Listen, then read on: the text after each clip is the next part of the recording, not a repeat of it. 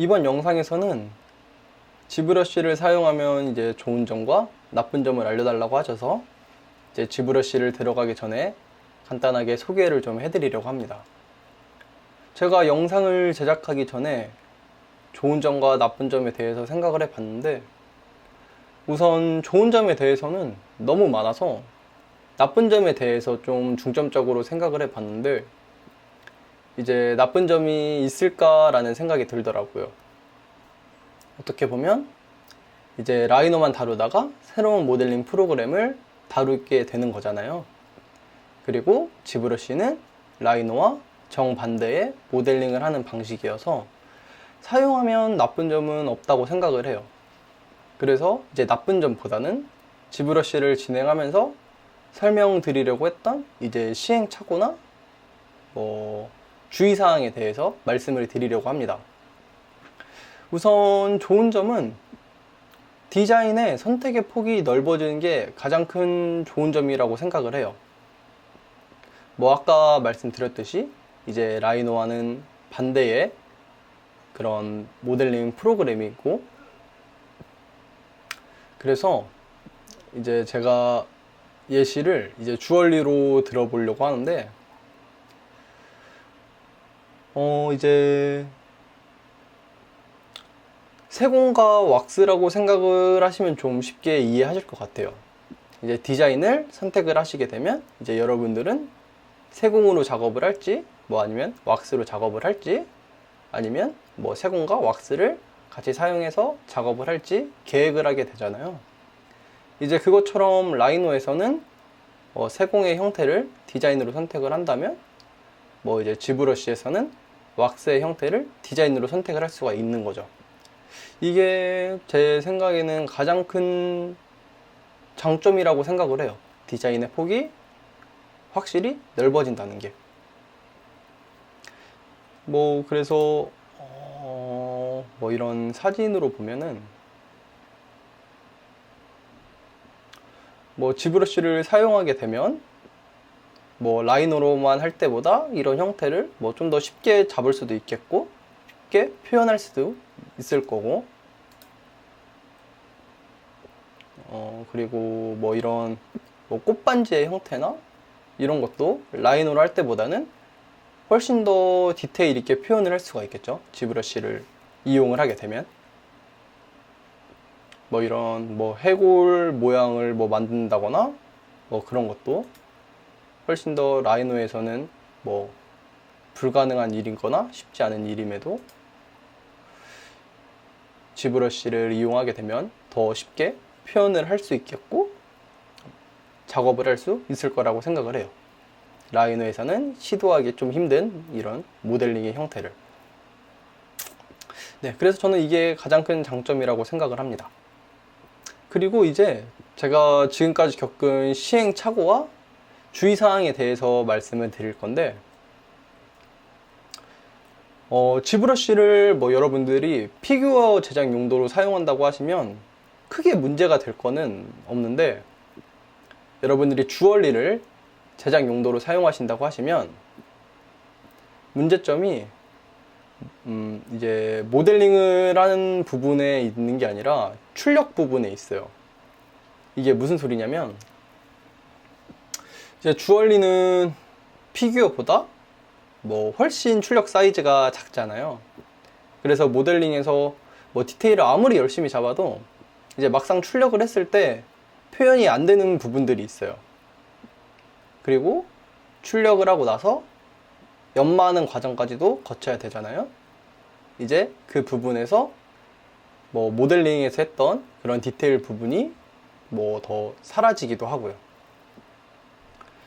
그래서 제가 좀 이해를 좀 쉽게 도우려고 제가 좀 예시를 좀 준비를 했는데, 이게 제가 그 2018년도에 처음 지브러쉬를 배우면서 했던 모델링이에요.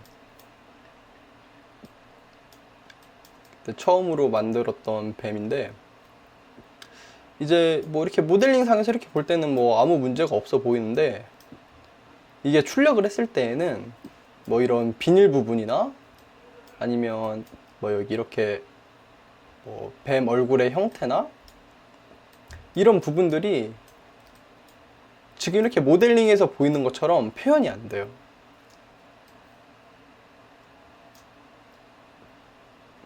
그리고 이게 19년도에 작업을 한 건데, 이 모델링 같은 경우에는 뭐 이런 비닐의 형태나 아니면 뭐 뱀의 이런 얼굴, 이런 부분들이 전부 다 표현이 됩니다. 출력했을 때. 그래서 이 두 모델링이 무슨 차이냐면은, 이제 18년도에 했던 모델링은 그냥 오로지 스컬핑을 중심으로 해서 작업을 한 모델링이에요. 이제 지브러시에서 이제 깎고, 덮고, 뭐 다듬고, 늘리고, 줄이고, 그냥 그렇게만 했던 모델링의 형태예요. 그리고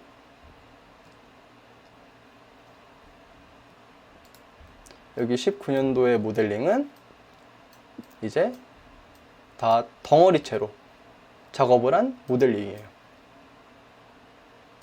비닐도 한 덩어리씩 이렇게 올려놓고, 여기 뱀의 뭐 얼굴 같은 부분도 덩어리채로 이렇게 잡았죠.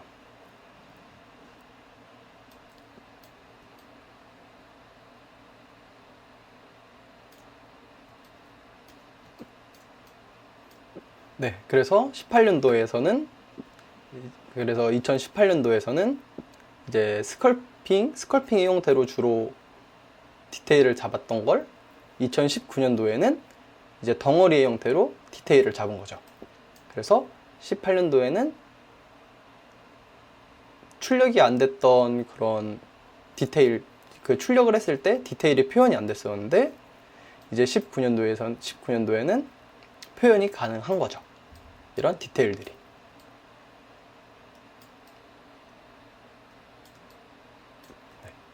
뭐 여러분들이 지금 제가 하는 얘기가 뭐 어떤 얘기를 하는 건지는 잘 모르실 수도 있는데, 근데 여러분들이 이제 직접 이제 지브러시를 배우면서 뭐 작업을 한 결과물들을 출력을 해 보실 거고 하실 건데, 아마 그때 느끼게 되실 거예요. 이제 무조건 스컬핑으로만 작업을 했던 모델링은 이제 출력을 했을 때 이게 디테일 부분이 내가 생각했던 것처럼 잘 나오지가 않네, 이런 거를 좀 느끼시게 될 거예요. 제가 이 과정만 해결하는데 거의 1년이라는 시간이 걸렸는데, 이제 여러분들이 조금이라도 그 시행착오를 줄이셨으면 해서, 그래서 이건 제가 한번 설명을 드린 거고, 제가 이제 디테일을 잡을 때 그 덩어리로 잡아야 된다고 말씀을 드린 게, 지금 이런 문제인데,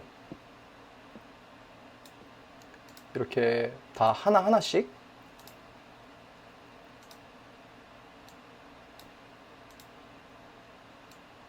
이렇게 덩어리의 형태로 이렇게 잡은 거예요. 이런 머리카락들을.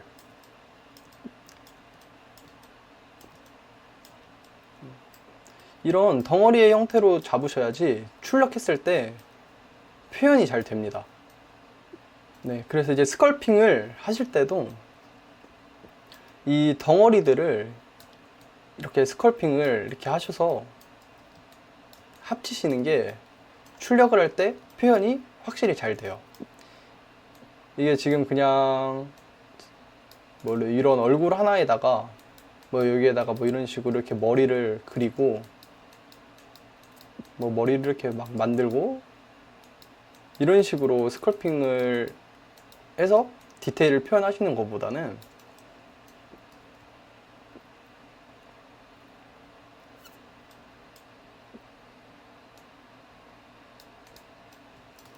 이런 덩어리의 형태를 잡아주시는 게, 이런 덩어리의 형태를 하나하나씩 잡으셔서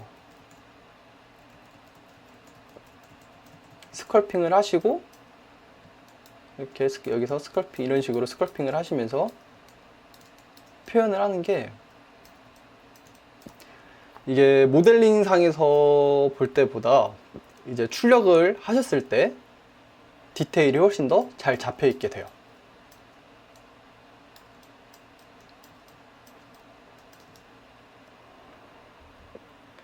그리고 이제 두 번째가 치수의 그 크기의 문제인데, 이제 라이노에서는 작업을 하실 때 이 크기가 얼마나 되겠다라는 거를 여러분들이 보시면서 작업하실 수 있잖아요. 그래서 예를 들어서 지금 이 십자가의 크기가 63mm인데 63mm라는 거를 알 수가 있잖아요. 근데 이제 지브러시에서는 치수를 확인할 수 있는 그런 기능이 없는 걸로 알고 있어요, 제가 아직은. 그래서 저는 항상 이제 지브러시에서 작업을 할 때 그 기준을 두고 작업을 합니다.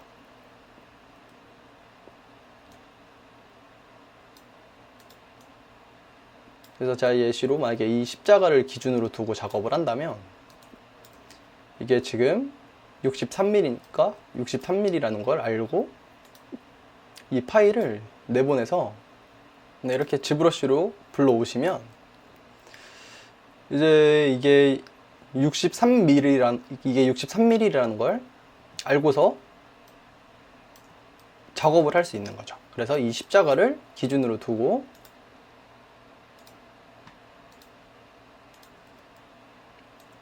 이제 작업을 이렇게 이어갈 수가 있어요.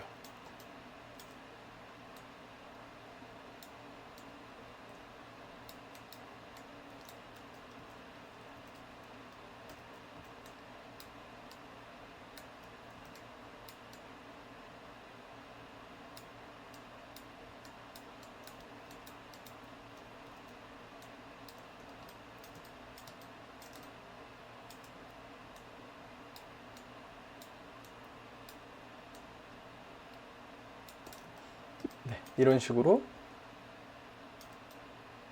이렇게 작업을 이어갈 수가 있는 거죠.